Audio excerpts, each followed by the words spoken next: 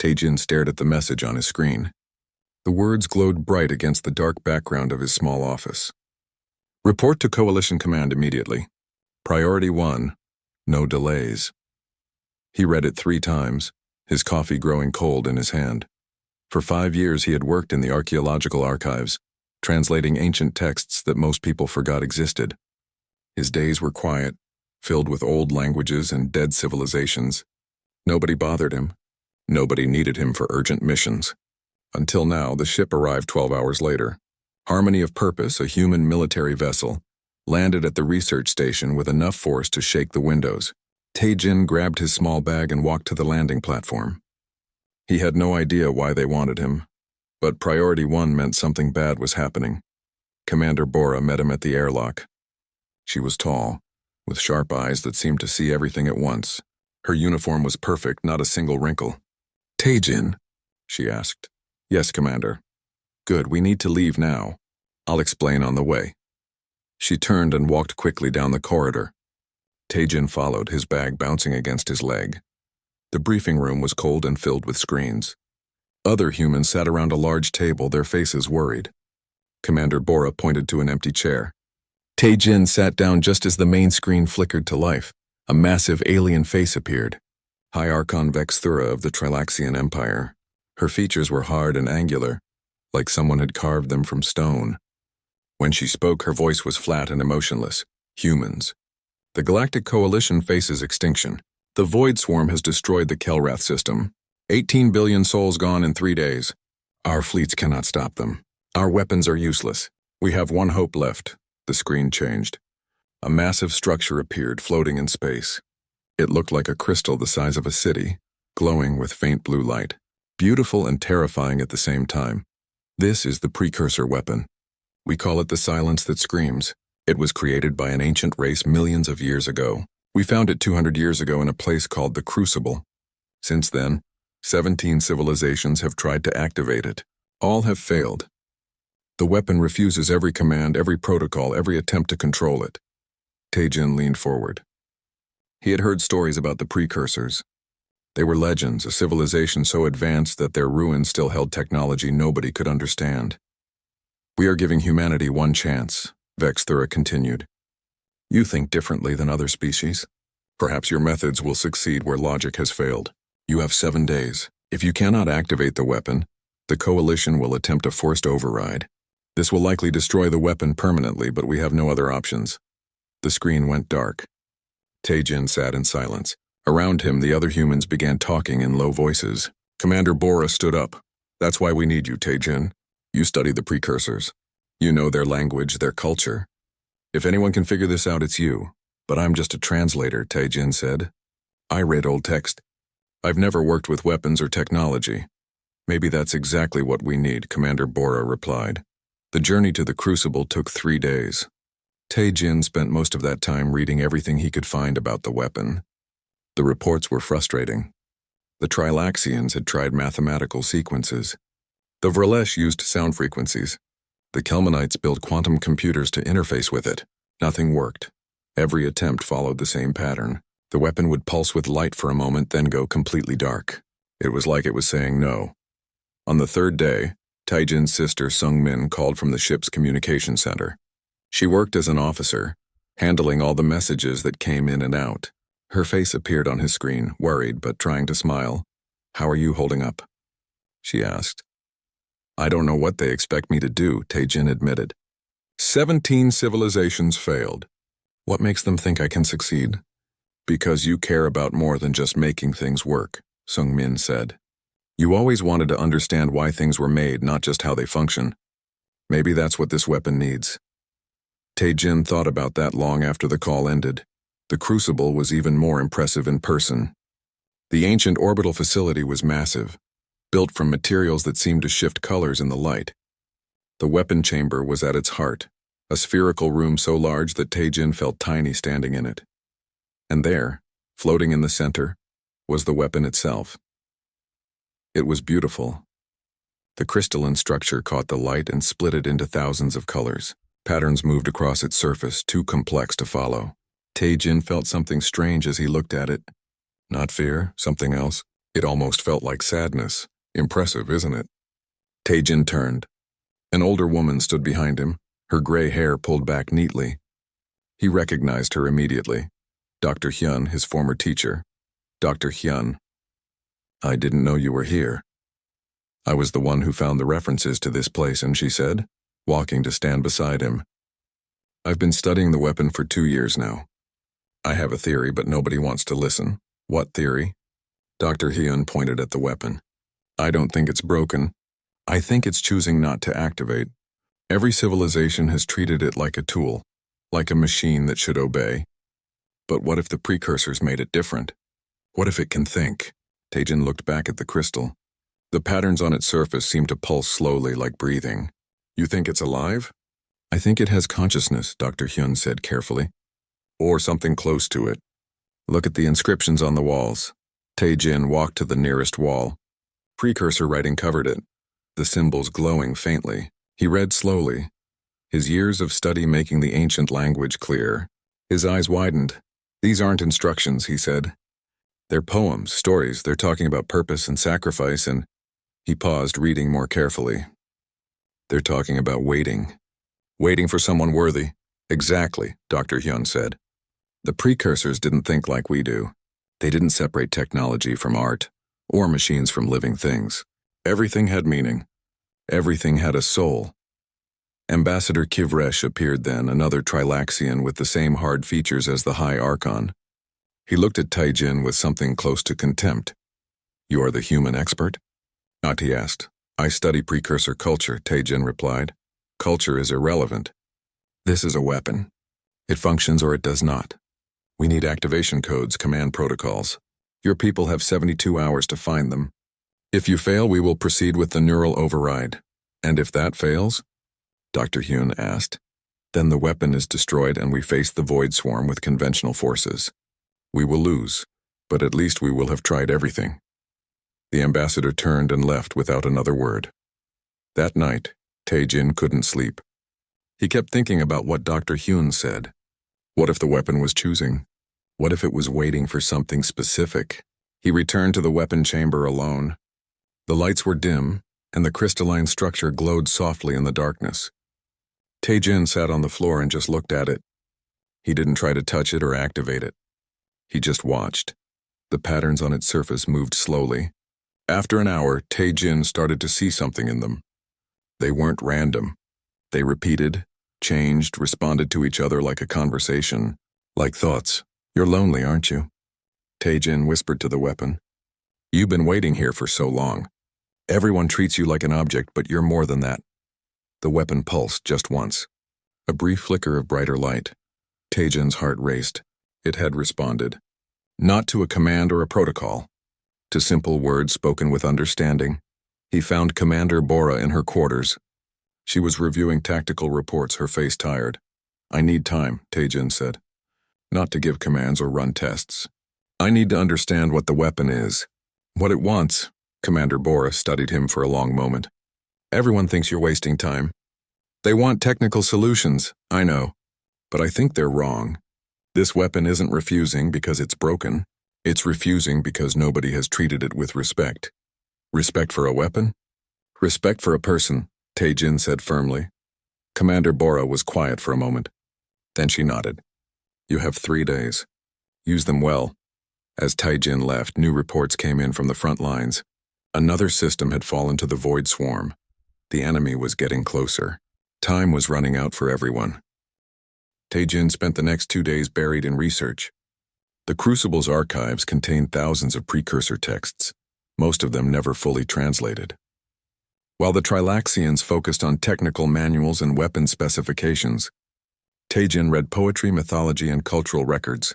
Sungmin helped him from the communication center, sending files and cross-referencing databases. She worked through the night, her eyes red from staring at screens, but she never complained. Every few hours she would call him with new findings. I found something interesting, she said during one call. The precursors had a naming ceremony for everything they created.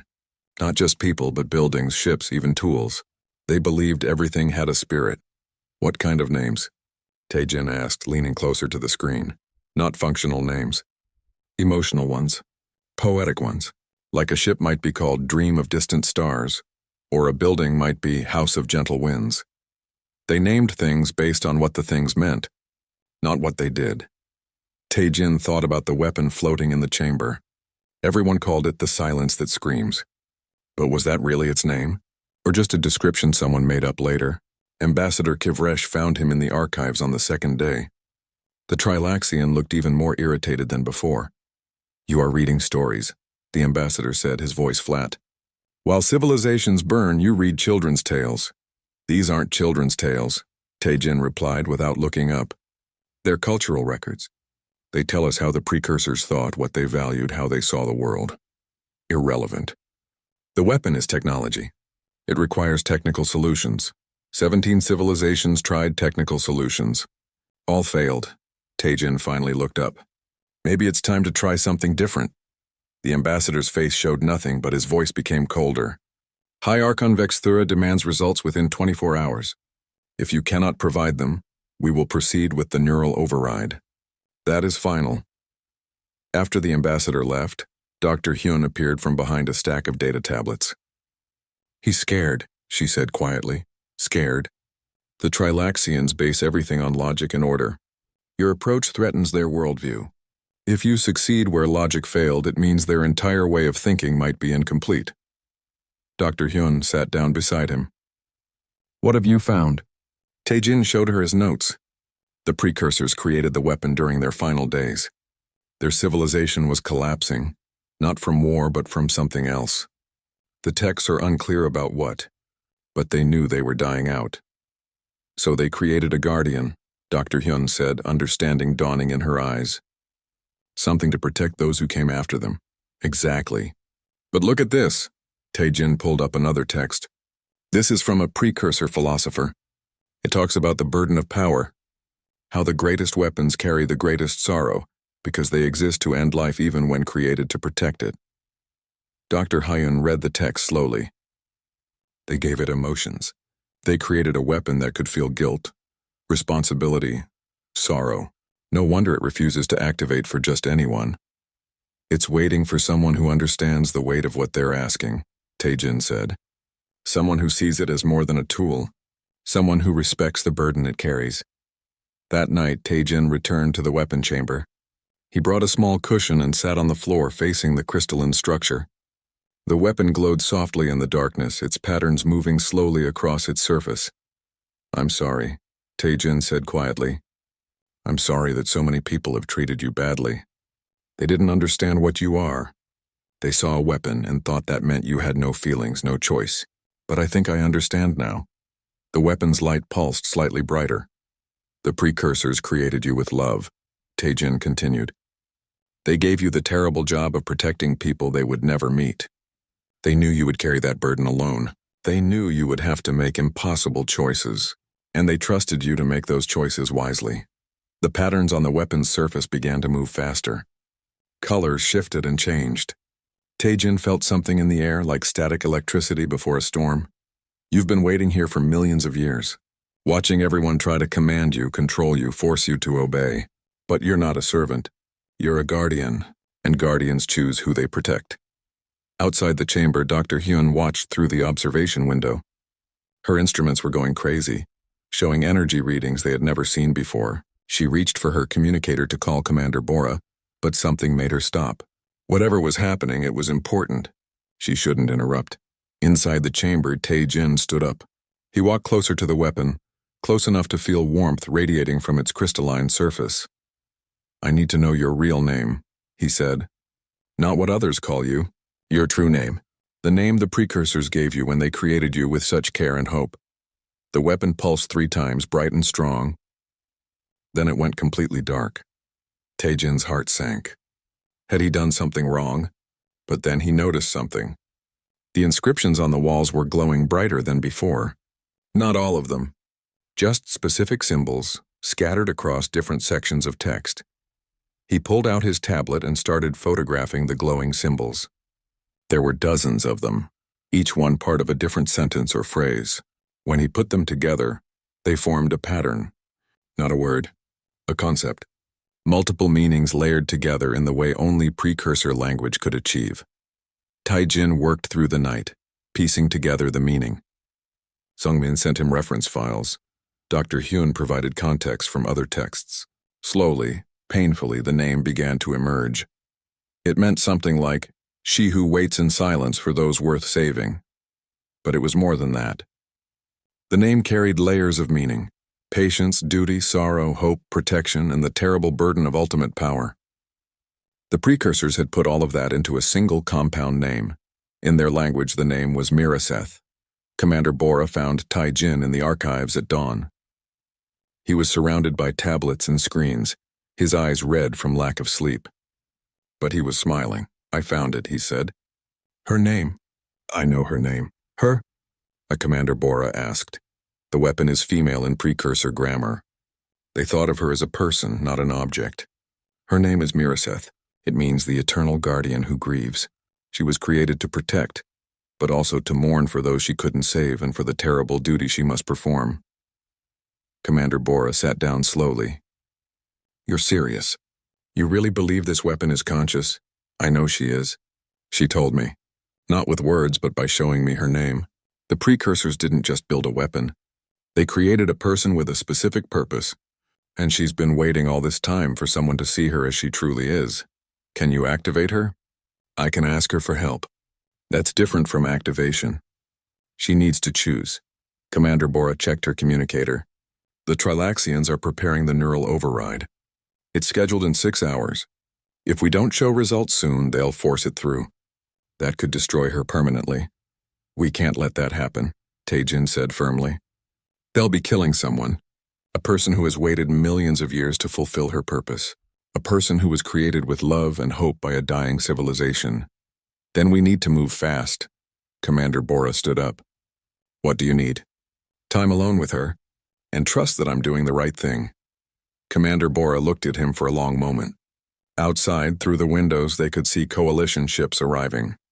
The Trilaxian forces were gathering for the override procedure. Time was running out. "I believe you," Commander Bora said finally. "I'll delay them as long as I can. But Taijin, if this doesn't work, we're both finished. The coalition will court-martial me for insubordination. And you'll be blamed for the failure, I know. But some things are more important than careers or safety. Miraseth deserves to be treated with dignity. She deserves to make her own choice about whether to help us." Commander Bora nodded. "Do what you need to do. I'll handle the Trilaxians." As Taijin gathered his notes and prepared to return to the weapon chamber, Sungmin's voice came through his communicator. "Big brother, I've been monitoring the news feeds. The Void Swarm destroyed another system. They're only 3 jumps away from the Crucible now. If Miraseth doesn't help us soon, it won't matter anyway. They'll be here within days." "I know, little sister." "I know." Taijin looked toward the weapon chamber. "But I have to do this right. Forcing her would be wrong even if we're desperate." "I trust you," Sungmin said softly. "Mom and Dad would be proud of you. You always saw people where others saw only things." Taijin smiled, feeling tears in his eyes. "Thank you. That means everything." He walked to the weapon chamber, his heart pounding. In a few hours, the Trilaxians would force their way in and attempt the neural override.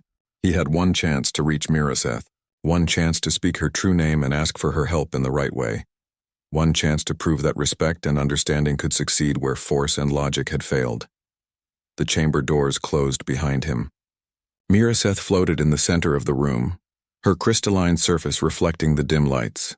She seemed to be waiting, patient, eternal. Taijin took a deep breath and began to speak. Taijin stood in the center of the chamber, his voice steady despite his racing heart. "Miraseth," he said softly, "eternal guardian who grieves. I know your true name now. I know what you are and what burden you carry." The crystalline structure pulsed with light. Brighter than before, patterns flowed across its surface faster, more complex.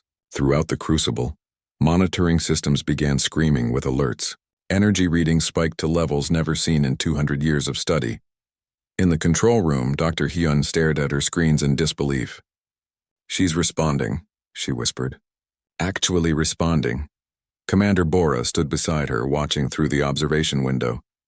Inside the chamber, Taijin seemed small and fragile compared to the massive weapon.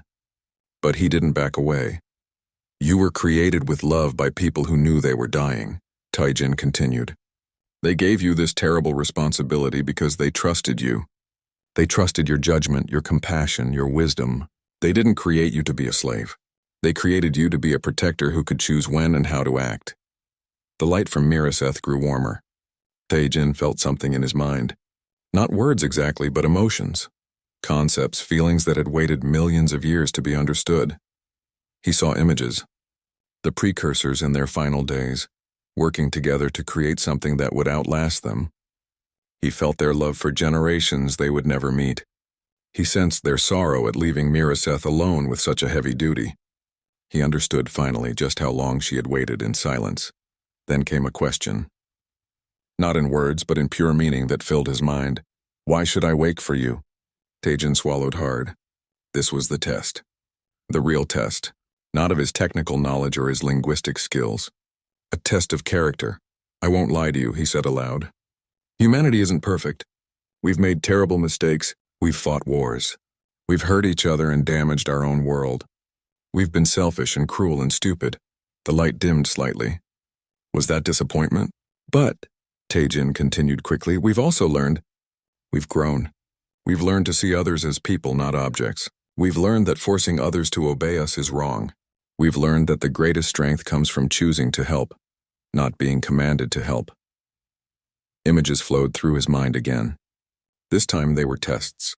Memories from civilizations that had tried to activate Miraseth before. The Trilaxians with their perfect logic, treating her as a complex machine.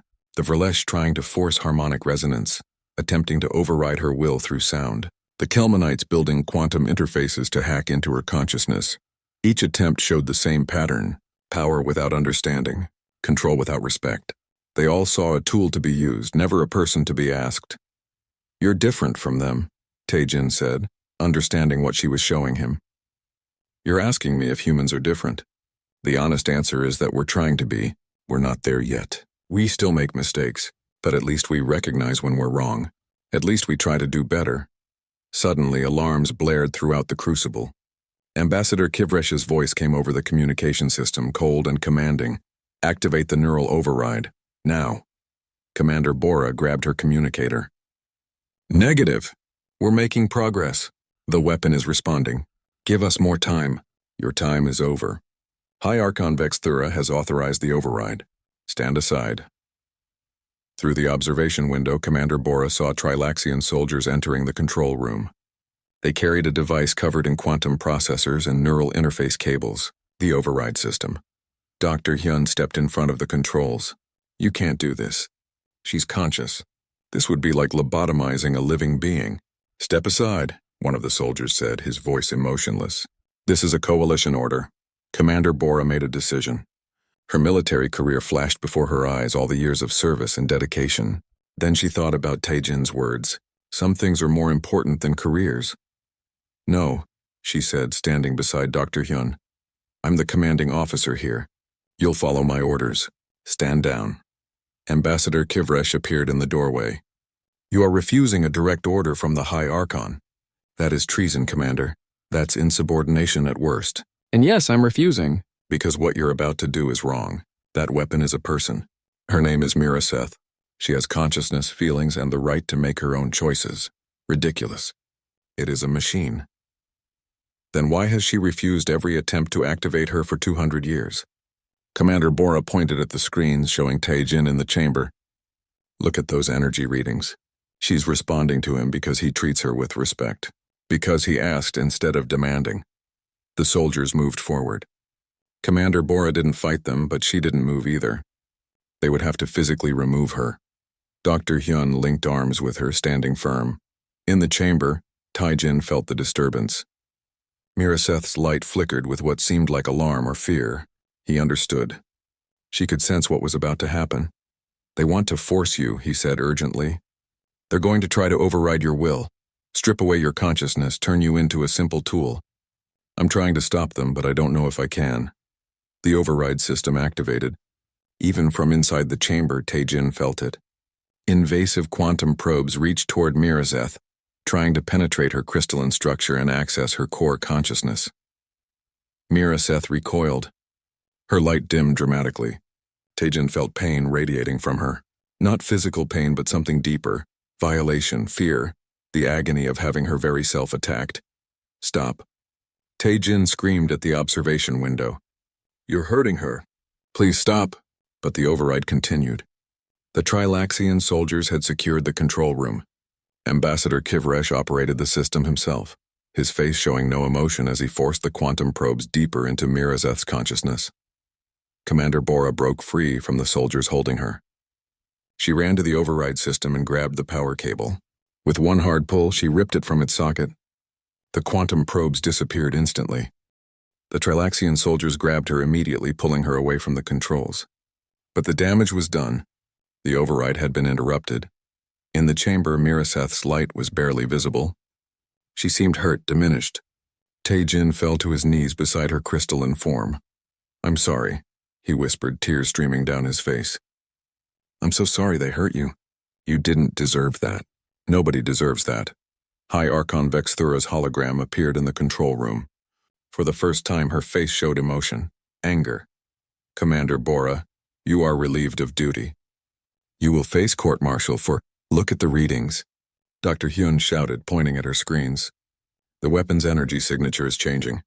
Something's happening. Everyone turned to watch. In the chamber, Mirazeth's light began to grow again. Not quickly, slowly, carefully, like someone waking from a deep sleep. The patterns on her surface started moving again, more complex than ever before. Taejin felt something in his mind.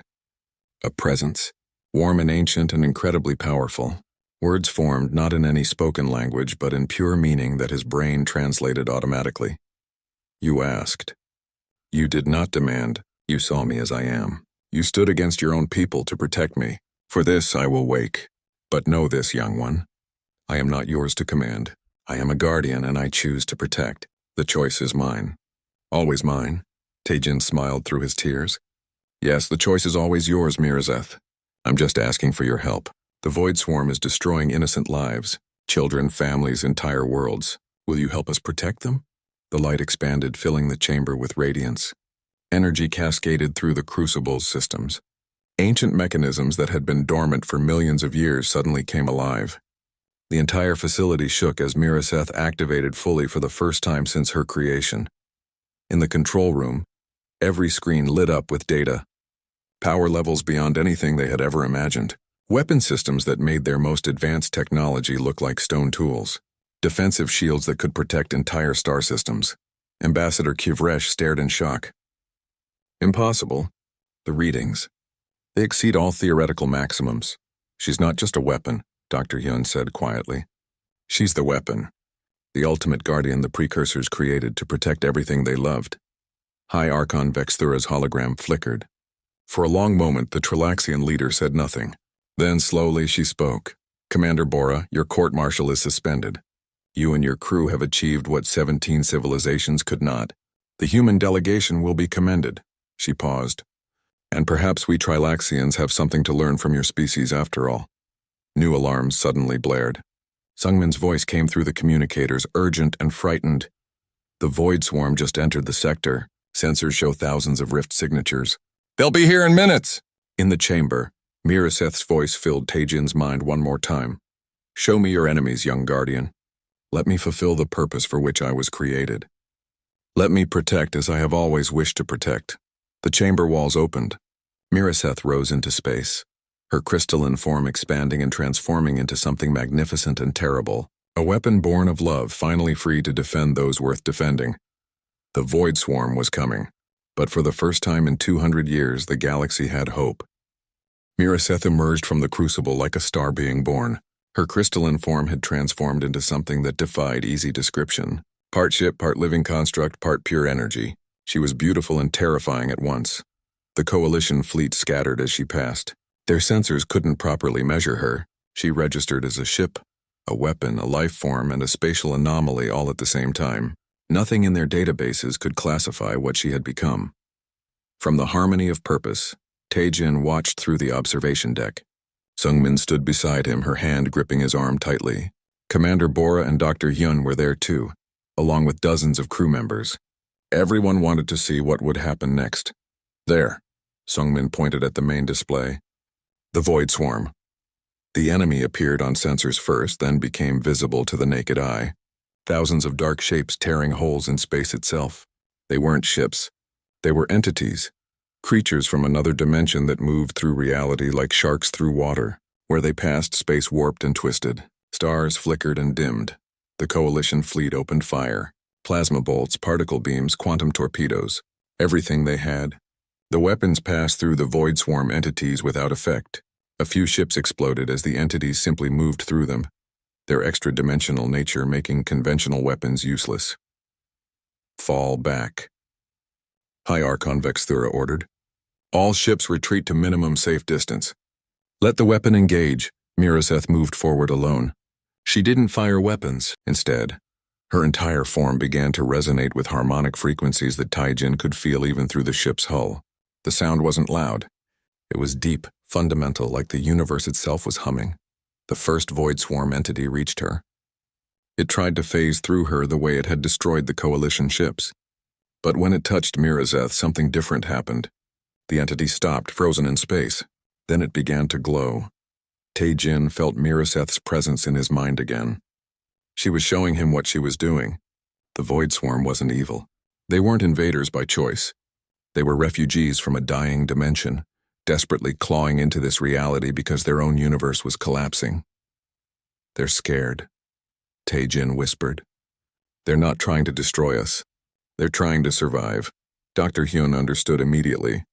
That's why conventional weapons failed. You can't kill refugees with military force. They'll keep coming because they have nowhere else to go. So what is she doing? Commander Bora asked. She's not destroying them, Taijin said, his eyes wide with wonder. She's saving them. She's creating new pathways, stable dimensional corridors. She's giving them somewhere to go. Somewhere they can exist without consuming our reality. More Void Swarm entities approached Miraseth. She touched each one with her harmonic resonance, wrapping them in energy fields that pulsed with complex mathematical patterns. One by one, the entities began to disappear. Not destroyed, redirected, sent to empty dimensions where they could survive without harming others. But the process was taking a toll. Taijin could feel it through their connection. Miraseth was channeling massive amounts of energy. She was literally rewriting the fabric of spacetime, creating stable pathways between dimensions. The power required was beyond comprehension. She's hurting herself, Taijin said suddenly. This is draining her life force. She's sacrificing herself. He tried to reach out to her mentally. Miraseth, you don't have to do this. We can find another way. Her response came gentle but firm. This is my purpose, young guardian. I was created to protect even at the cost of my own existence. The precursors knew this day would come. They gave me the power to seal dimensional rifts, but it can only be used once. I have waited millions of years for someone worthy to ask for my help. Now that you have asked with respect and understanding, I choose to fulfill my purpose.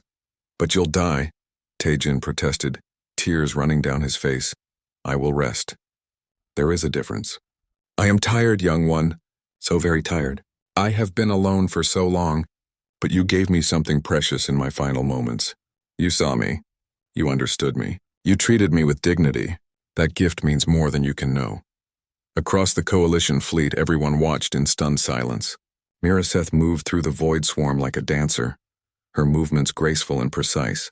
Hundreds, then thousands of entities were redirected to safe dimensions. The massive invasion force that had destroyed entire star systems was being peacefully relocated. High Archon Vexthura's voice came through the communication channels, and for the first time emotion colored her words. Remarkable. She is not fighting them. She is showing them mercy. She is giving them what they truly need. Ambassador Kivresh stood in the Trilaxian command ship, his logical mind struggling to process what he was seeing. We tried to force her to be our weapon, but she is something far greater.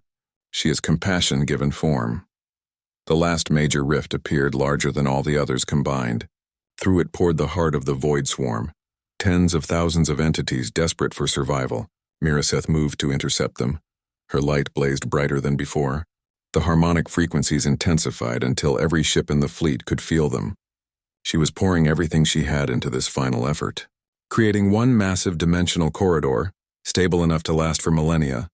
large enough to accept every remaining entity. The void swarm entities seemed to understand. They stopped their chaotic movements. They gathered around Miraseth almost peacefully. Then, in a cascade of light and displaced space-time, they poured through the corridor she had created. The dimensional rift sealed behind them. Space returned to normal. The invasion was over, not through violence, but through understanding and sacrifice. But Miraseth's light was fading rapidly now. Her crystalline form began to drift, powerless. The energy that had sustained her for millions of years was spent. Taijin felt her presence growing weaker. Miraseth, please, stay with us. We need you. No, young guardian. You need to learn to protect yourselves. I was always meant to be temporary. A guardian until the younger races could learn wisdom. You have shown me that humanity possesses that wisdom. Teach it to others. Teach them what you taught me. That respect matters more than power. That asking matters more than commanding. That seeing others as people, not tools, is the greatest strength of all. I don't want you to go, Taijin whispered. I know. But this is not an ending. This is completion.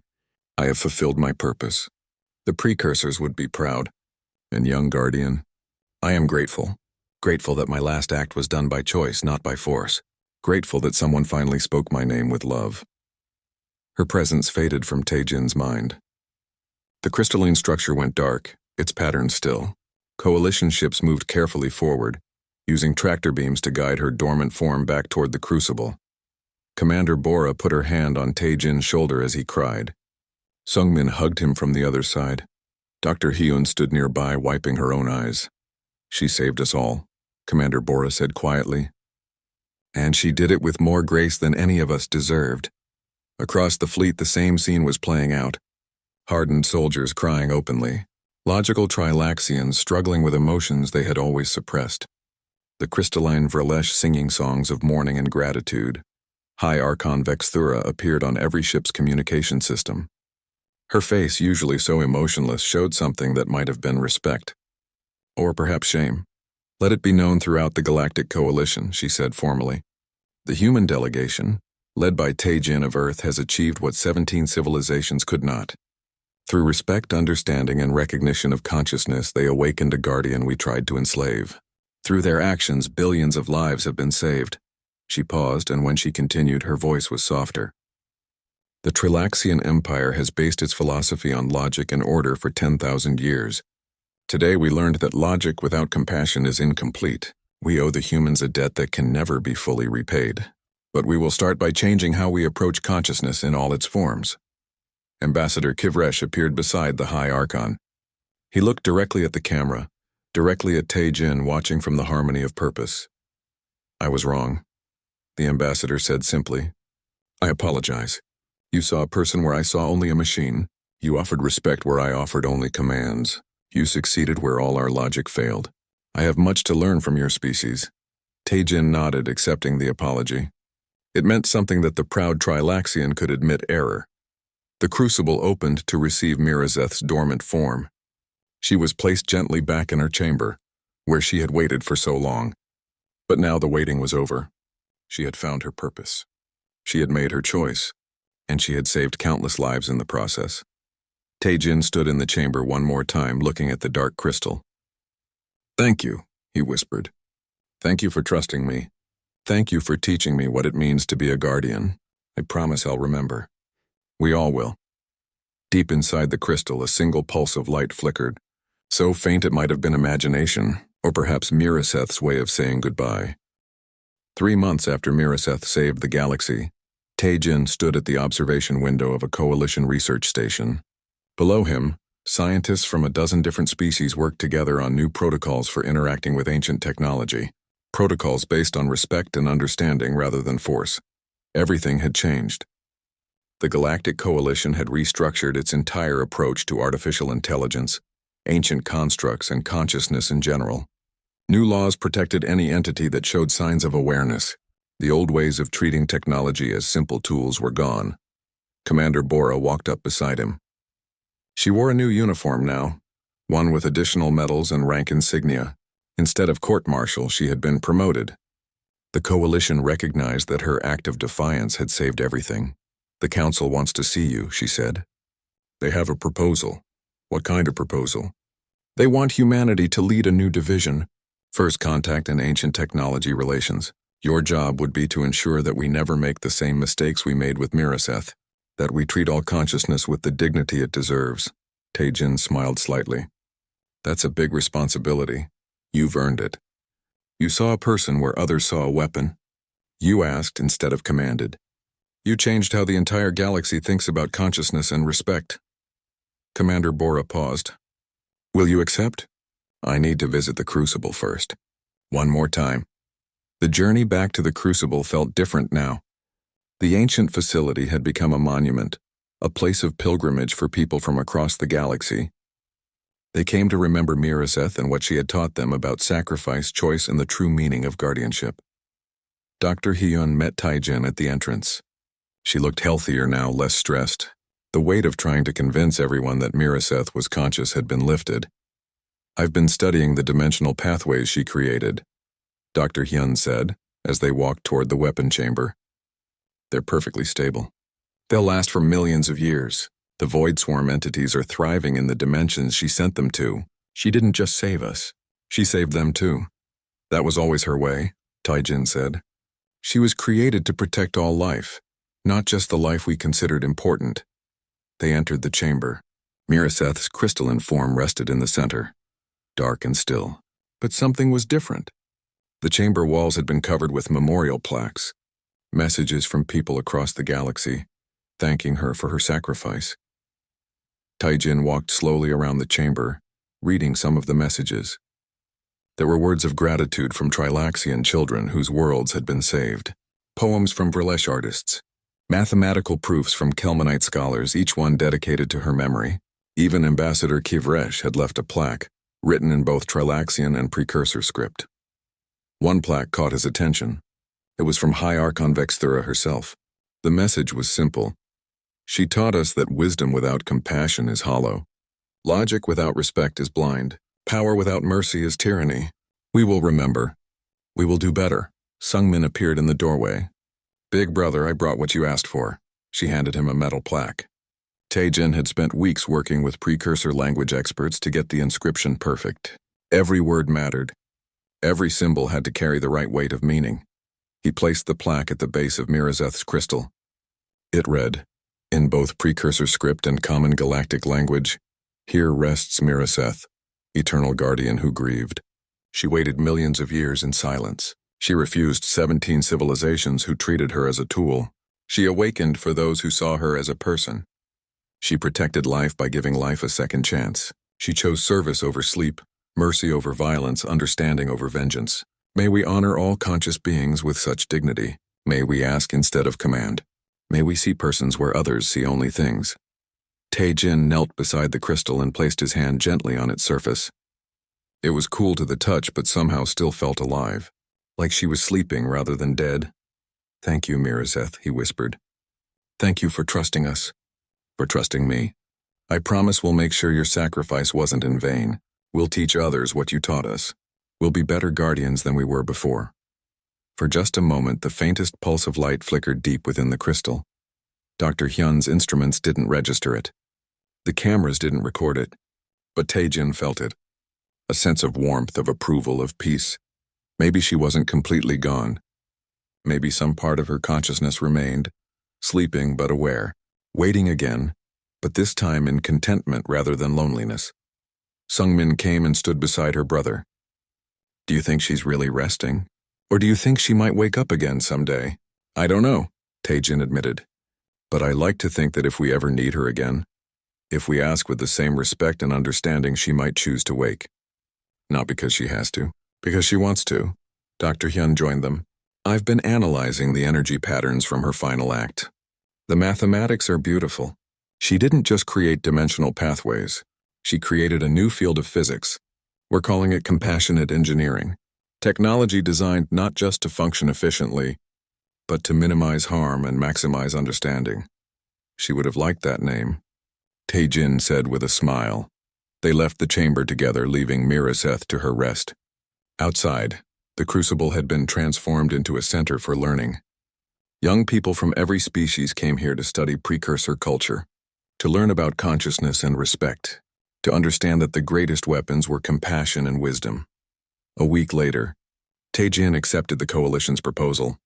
He became the head of the new division, working to ensure that first contact with any new species or awakening of any ancient technology followed principles of respect and dignity. His first action was to create a new training program. Every diplomat, every scientist, every military officer who might encounter unknown consciousness had to complete it. They learned precursor culture. They studied the story of Miraseth. They practiced seeing persons in unexpected places. Sungmin became his second in command. Commander Bora led the military aspects of the program. Dr. Hyun headed the research division. Even Ambassador Kivresh joined them, using his logical mind to create systematic approaches to showing respect. The Trilaxian ambassador had changed more than anyone. He still valued logic, but now he understood that logic was only one tool among many. Compassion, empathy, and respect were equally important. He became one of the program's best teachers. Years passed. The galaxy changed in ways both small and large.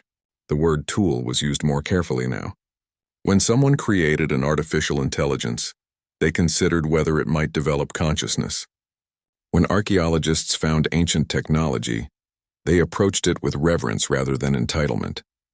Humanity's reputation in the galaxy transformed completely. They were no longer seen as junior members who contributed little.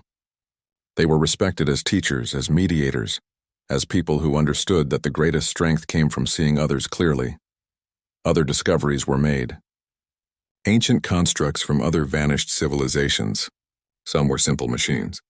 Some showed signs of consciousness. Each time, Tae-jin's protocols were followed. Ask, don't command. Respect, don't force. Understand, don't assume. And each time it worked. On the 10th anniversary of Miraseth's sacrifice, a massive memorial ceremony was held at the Crucible.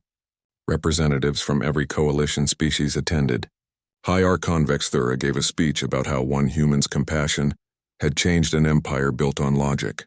Ambassador Kivresh spoke about learning to value emotions alongside reason. But the most moving speech came from an unexpected source. A young Kelmanite scientist who had spent years studying the dimensional pathways Miraseth created. We analyzed the mathematical structure of her final act, the scientist said. We found something remarkable. The pathways aren't just functional. They're beautiful. She could have created simple, efficient corridors. Instead, she made them elegant, harmonious, perfect. Even in her final moments, even while dying, she cared about creating something beautiful. That is the definition of love. The crowd was silent for a long moment. Then slowly they began to applaud. Not the polite applause of ceremony, but genuine appreciation and grief and gratitude all mixed together. Tae-jin stood in the weapon chamber later that night, alone with Miraseth's crystal. The memorial ceremony was over. The guests had left. It was just him and her again, like it had been that first night when he realized she was conscious. I hope you're proud of what we've built, he said quietly. The galaxy is different now because of you. We're kinder, more thoughtful. We see people in places we never looked before. Children are being taught your story in schools across 1,000 worlds. They're learning that asking is stronger than commanding, that respect matters more than power. He paused, gathering his thoughts. I'm older now. My hair is starting to gray. Sungmin got married last year. Dr. Hyun retired. Commander Bora became an admiral. The world keeps turning. But we never forget you. We never forget what you taught us. Some people ask me if I regret what happened, if I wish there had been another way to stop the void swarm that didn't require your sacrifice, and I tell them no. Not because I wanted you to die, but because you made a choice. You chose to fulfill your purpose. You chose to protect. And honoring someone's choice even when it hurts us is what respect means. Tae-jin reached out and touched the crystal one more time. Sleep well, Miraseth. You've earned your rest. And if you ever wake again, know that you'll wake to a galaxy that learned your lessons. A galaxy that sees consciousness wherever it exists. A galaxy that asks instead of commands. Deep within the crystal, far beyond what any instrument could detect, something stirred. Not an awakening, just a moment of awareness, a sense of contentment, a feeling of completion. Miraseth, eternal guardian who grieved, rested peacefully. She had waited millions of years in loneliness. She had been hurt by those who saw her only as a weapon, but in the end someone had seen her truly. Someone had spoken her name with love. Someone had asked instead of commanded, and that made all the difference. Tae-jin left the chamber as the station's artificial night cycle began. Stars shone through the observation windows. Somewhere out there, the Void Swarm entities lived peacefully in the dimensions Miraseth had created for them. The dimensional pathways held strong, a lasting monument to her compassion. In schools across the galaxy, children learned about the ancient weapon that refused all commands until a human whispered its true name. They learned about Tae-jin, who saw a person where others saw only a tool. They learned about Commander Bora, who risked everything to protect another's dignity. They learned about Dr. Hyun, who never stopped believing that consciousness deserved respect. But most of all, they learned about Miraseth, the guardian who chose love over logic, the protector who saved even her enemies, the ancient weapon who taught the galaxy its most important lesson, that every conscious being, no matter how different, no matter how strange, deserves to be treated with dignity and respect, that asking is always better than commanding, that seeing others as they truly are is the greatest gift we can give, and that sometimes the most powerful weapon is not violence, but compassion. Years became decades. Decades became centuries. The crucible remained, carefully maintained by those who remembered. Miraseth's crystal stayed dark, but it was never abandoned. There was always someone there, keeping vigil, making sure she was never alone again, and on quiet nights, when the station was nearly empty and only a few researchers remained, some people swore they could feel something, a presence, a warmth, a sense of being watched over by someone who cared. Maybe it was imagination, maybe it was hope, or maybe, just maybe, Miraseth was still there in some small way, still protecting, still caring, still being the guardian she was created to be, sleeping, but never truly gone, waiting but no longer lonely, at peace, because someone had finally seen her, understood her, and spoken her true name with love.